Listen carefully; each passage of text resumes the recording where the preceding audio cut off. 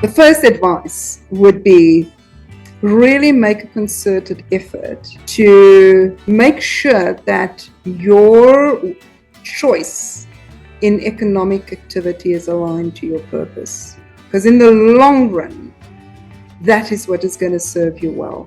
Do the right things for the right reasons, the money will follow. If the money is the first driver, it's not going to make you happy. You do want to, and you see, look around the world.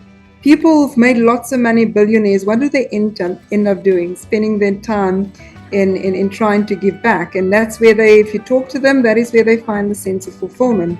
You don't need to wait until you're in your 50s. You can start to create that alignment right from a young age. It takes some applying of mind. Find people in your sphere of influence, people you can talk to, people that you can bounce off, people who will be honest with you and who will hold you accountable, right? Who can say to you, look, now you're just chasing money, there's no purpose in that. Who can say that to you honestly and be open to that. You know, if you do the right things for the right reasons, the money will follow. Absolutely.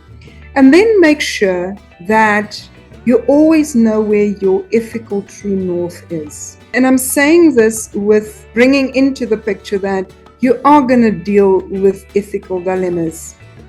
But if you know where your true north is, you're always going to apply your mind deeply enough. And when you have to make a decision that may have some negative consequences because there is no other alternative, right? Sometimes we have to choose the lesser of evils. It just is the way it is. But then you can start to think about, how do I minimize the negative impact that may be there, right? So be conscious of how you are impacting society in your actions. And for the younger generation, I mean, I think that my generation and the boomer generation, had made significant mistakes in terms of how we've approached the world, right? It's been very, very individualistic.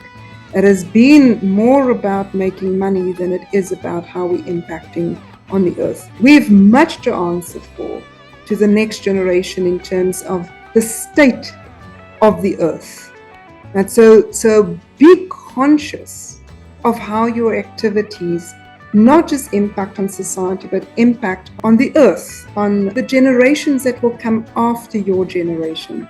If we were to go 3 generations down from your generation, would you be happy with those people in that generation looking back and saying, you know, what those people did in those years either impacted on us negatively or impacted on us positively?